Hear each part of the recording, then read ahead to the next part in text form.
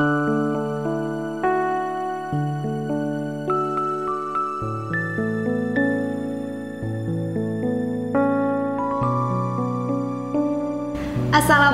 warahmatullahi wabarakatuh. Hai kalian semua, selamat pagi. Kembali lagi di studio SMA Negeri 1 Pamotan. Nah, pada podcast kali ini saya bersama dengan seorang guru sosiologi di SMA Negeri 1 Pamotan. Selamat datang di studio kami, Bu In. Silahkan memperkenalkan diri terlebih dahulu. Assalamualaikum warahmatullahi wabarakatuh. Nama saya Bu Indarti, salah satu guru sosiologi di SMA Negeri 1 Pamotan, mengajar kelas 10 dan kelas 12 IPS 1 sampai 3. Nah, Bu In, kali ini kita mau bahas apa? Saya akan membahas materi tentang hubungan sosial. Hubungan sosial dalam film pendek Tilik.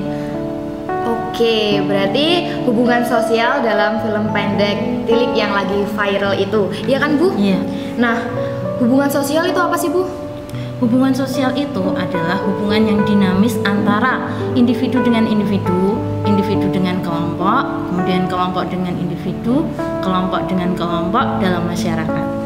Oke, berarti intinya hubungan sosial itu adalah sebuah interaksi antara individu gitu. Oke, nah hubungan sosial yang dapat kita ambil dari film ini tuh apa? Hubungan sosial di sini beragam ya.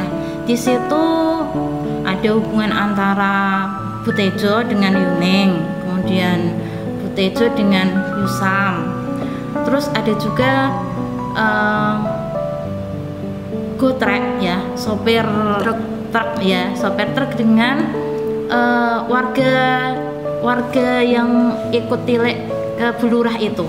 Ada Yutri, ada Butejo, ada Yusam, Yuning dan yang lainnya. Nah, Bu, bisa diceritakan sedikit dong apa sih isi dari film Tilik ini? Film Tilik ini menceritakan tentang warga desa ya. Warga desa itu yang mempunyai empati kepada Bulurah ya, Bulurah yang sedang sakit di rumah sakit. Nah, warga desa ingin menengok Bulurah yang ada di rumah sakit. Kebetulan rumah sakitnya itu di kota. Nah, karena darurat sehingga warga desa itu tidak bisa mencari transportasi yang nyaman seperti bis. Akhirnya mereka mendapatkan truk. Nah, dalam kondisi darurat itu mereka ya naik truk menengok Bulurah ke kota, ke rumah sakit kota. Nah, sepanjang perjalanan itu mereka itu menceritakan tentang kembang desa yang bernama Dian. Iya. Nah, Dian itu namanya kembang desa itu mesti kan cantik ya. Banyak lelaki yang itu mendekatinya dan melamarnya. Cuman Dian mungkin belum ada yang serk sehingga tidak ada yang diterima. Ditolak. Iya. Nah, sepanjang perjalanan itu warga itu menceritakan akhirnya bergosip dan obrolan-obrolan itu berlanjut sampai mereka sampai di rumah sakit. Nah, selain dalam perjalanan itu banyak terjadi beberapa masalah-masalah semacam apa ya, ada yang kebelet pipis, kemudian dicegat, tilang polisi. Ditilang polisi karena harusnya truk itu tidak untuk memuat orang, tapi untuk memuat barang. Ya, seperti itu. Iya. Nah, Bu, hubungan sosial itu kan biasanya pasti ada ciri-cirinya. Iya. Nah, ciri-ciri dari hubungan sosial itu apa aja sih? Ciri-ciri hubungan sosial itu jelas dilakukan oleh 2 orang atau lebih ya. Kalau 1 orang kan nggak mungkin. Nah, kemudian yang kedua, terjadi komunikasi melalui kontak sosial, kontak kayak seperti ini. Ini kontak. Iya. Walaupun nggak kontak fisik. Kemudian yang ada dimensi waktu. Dimensi waktu itu maksudnya sekarang, yang akan datang, atau sebelumnya. Itu berarti dimensi waktu. Kemudian yang paling penting, mempunyai maksud dan tujuan tertentu. Itu ciri-ciri, iya, ciri-ciri hubungan sosial atau interaksi sosial. Terus biasanya kan kalau kita ada apa namanya sebuah hubungan sosial itu kan selain ada ciri-ciri, biasanya tuh ada syarat terjadinya hubungan sosial. Itu apa aja, Bu? Syarat hubungan sosial itu ada dua, adanya kontak sosial dan komunikasi sosial. Nah, kontak sosial ini hubungan ini tidak harus secara fisik ataupun bisa fisik bisa non fisik, atau tidak harus menggunakan kata-kata, cukup pandangan mata atau mungkin lambaian tangan, senyuman, itu bisa dikategorikan sebagai contoh kontak sosial. Berjabat tangan juga.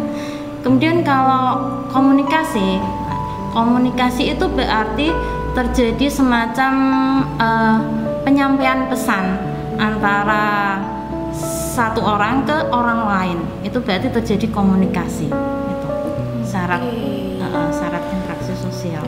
Terus biasanya kan selain ada ciri, syarat, ada juga faktor. Nah, faktor yang mempengaruhi apa aja? Faktor yang mempengaruhi interaksi sosial itu ada 6. Yang pertama itu imitasi, kemudian identifikasi, sugesti, motivasi, simpati, dan empati. Banyak. Iya. Terangkan satu-satu dong. Saya pengen tahu. Kalau imitasi itu intinya saja ya. Imitasi itu meniru tapi hanya sebagian. Misalnya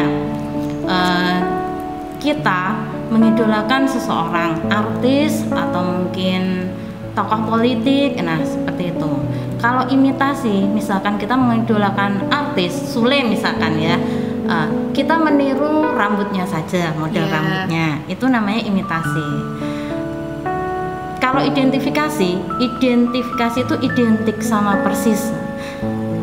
Contohnya masih sama, hampir antara imitasi dan identifikasi itu sebenarnya hampir sama. Cuman kalau imitasi itu hanya sebagian, sedangkan kalau identifikasi itu seluruhnya. Berarti bisa dikatakan kalau imitasi itu kita meniru, tapi kalau identifikasi kita menjiplak gitu. Sama persis. Seperti misalnya kita mengidolakan Bang Haji Rhoma Irama misalkan ya, Soneta Group. Nah, kita meniru sama persis dari mulai ujung rambut sampai ujung kaki, kemudian gaya-gaya menyanyinya, terus suaranya sama persis pokoknya, walaupun mungkin wajahnya tidak sama. Kemudian yang ketiga sugesti. Sugesti itu pengaruh dari seseorang ya, di mana seseorang yang mempengaruhi itu belum tentu benar, tapi dipercaya. Misalkan kalau di film ini tuh pada saat Butejo kebelet pipis, adegan Butejo kebelet pipis itu, kemudian sama Yuneng diberi karet. Untuk apa itu Mas Teh? Untuk ngikat jempol kakinya. Itu merupakan sugesti. Kalau ada yang percaya, kalau percaya itu kadang benar, jadi tidak pipis. Tapi kalau tidak percaya ya tetap saja kebelet pipis. Seperti contoh lainnya, kadang-kadang kalau kita mau pergi jauh misalkan ya, nanti biar tidak kebelet ya, Mas Nun sewu. Mohon maaf, biar tidak itu tadi buang air besar. Kadang-kadang kita disuruh bawa kerikil. Kerikil ditaruh di saku. Nah, itu namanya sugesti juga. Kemudian yang keempat adalah motivasi. Motivasi itu pengaruh dari seseorang yang intinya itu memberikan dorongan semangat supaya seseorang itu tercapai apa yang diinginkannya. Misalnya Mbak Hima ini termasuk salah satu pemain bola voli misalkan. Nah, ada pertandingan, terus diberikan motivasi oleh Mas Budi atau Mas Kiki atau Mbak Husna. Nah, kayak gitu. Ayo, kamu pasti bisa, semangat kayak gitu. Itu motivasi. Motivasi dalam film cerita ini ya, ini tuh sekelompok warga yang tilik atau menjenguk Bu Lurah ini kan intinya mau memberikan motivasi pada Bu Lurah yang sedang sakit supaya dia itu sembuh. Kembali. Terus yang kelima, simpati. Simpati itu perasaan suka, ya, perasaan suka terhadap seseorang. Perasaan suka itu bisa karena perilaku seseorang itu, misalnya orangnya itu baik hati, suka menolong, akhirnya dia itu simpati terhadap orang itu. Simpati di sini juga bisa kalau dalam politik ya, bisa seperti contohnya simpatisan partai. Nah, itu juga masuk dalam simpati. Kemudian yang nomor 6 itu empati. Empati di sini perasaan suka, ya, perasaan suka terhadap seseorang diwujudkan dengan perbuatan. Perbuatan di sini misalkan ada korban bencana alam, kemudian kita berempati pada korban bencana alam itu, kemudian mengumpulkan bantuan, bisa berupa pakaian-pakaian bekas, kemudian makanan atau uang untuk disumbangkan kepada korban itu.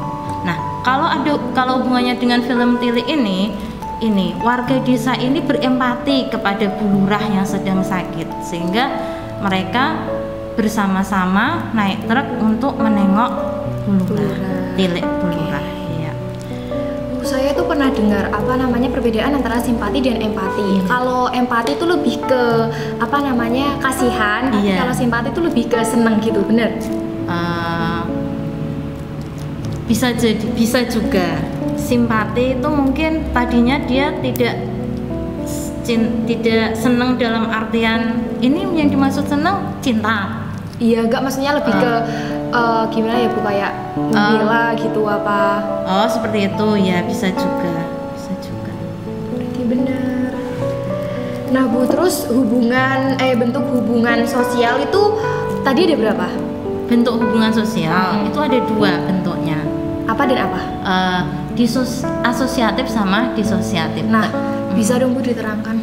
Oh ya, kalau bentuk hubungan sosial yang asosiatif itu bentuk hubungan sosial yang sifatnya itu positif. Contoh, ada 4 bentuk hubungan sosial yang bersifat asosiatif. Yang pertama itu kerjasama, kemudian asimilasi, akulturasi, dan akomodasi. Kalau yang kerjasama ini ya, kerjasama itu intinya bentuk hubungan sosial seseorang, bisa 2 orang atau lebih itu untuk mewujudkan tujuan yang sama. Contohnya kalau di film ini pada saat truknya mogok ya, nah di situ ada adegan ibu-ibu sedang mendorong truk itu supaya truknya itu bisa jalan. Nah, akhirnya tercapai kan tujuannya, akhirnya truknya bisa jalan. Nah, kemudian kalau asimilasi sama akulturasi saya jadikan satu saja. Asimilasi dan akulturasi itu intinya itu hampir sama. Cuman kalau asimilasi itu proses percampuran kebudayaan itu akhirnya membentuk kebudayaan baru. Tapi kalau asimilasi, kebudayaannya itu tetap tidak membentuk kebudayaan baru, ciri khasnya itu tetap. Nah, itu kalau asimilasi sama akulturasi. Berarti bedanya yang asimilasi itu dia membentuk budaya baru, kalau yang akulturasi itu tidak membentuk budaya baru, tapi tetap percampuran. Iya, percampuran 2 kebudayaan itu yang berlangsung lama ya. Akhirnya nanti kalau yang asimilasi itu lebih condong membentuk kebudayaan baru, tapi kalau yang akulturasi tidak, ciri khas dari masing-masing kebudayaannya masih tetap. Masih satu ya, akomodasi. Nah, akomodasi di sini itu usaha untuk menyelesaikan konflik, intinya kayak gitu. Nah, usaha menyelesaikan konflik itu banyak bentuknya. Ada konversi, ada koersi, ada kompromi, ada adjudikasi, stalemet, displacement, ya, dan sebagainya. Masih banyak lagi. Terus yang apa? Disosiatif. Iya. Disosiatif itu ada 3, kontravensi, persaingan, sama konflik. Oke. Tadi saya kontravensi dulu ya. Iya. Gini aja, yang persaingan dulu. Persaingan itu intinya bentuk interaksi sosial antara seorang dengan seorang, bisa kelompok dengan kelompok, bisa individu dengan individu untuk untuk memperebutkan sesuatu yang sama. Nah, tapi kalau persaingan itu tidak ada namanya bentrokan fisik. Tapi kalau konflik sama pengertiannya, cuman kalau konflik itu sama dengan tadi pengertiannya sama dengan persaingan ya. Tapi kalau konflik itu mengarah pada bentrokan fisik, itu konflik. Sedangkan kalau kontravensi itu